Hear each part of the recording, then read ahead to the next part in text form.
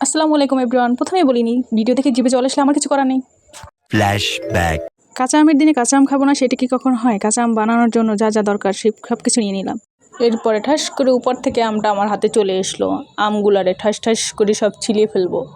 সব ছেলা শেষ হয়ে গেলে দেখেন না আমটা কত পরিষ্কার হয়ে যাচ্ছে। আমটা তারপরে পানির ভিতরে রাখবো।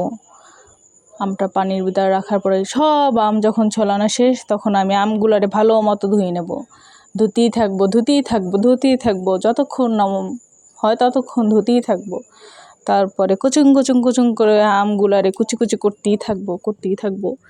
তার মাঝখানে আমি একটু আমার ননদের সাথে দুষ্টুমি করতেছিলাম। অবশেষে আমগুলো কুচানো শেষ। তারপরে আম বানানোর জন্য যা যা দরকার সব কিছু নিয়ে নিলাম।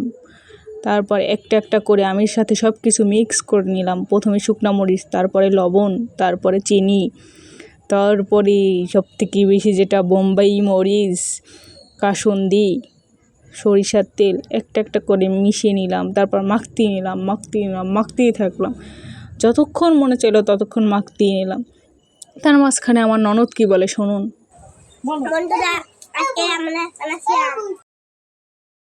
আপনারা খাবেন? হি আপনারা খাবেন। ফাইনালি আম বানানো শেষ দেখেন। তারপর এক এক করে কলাপাতা নিয়ে খাওয়া শুরু করে দিল সবাই।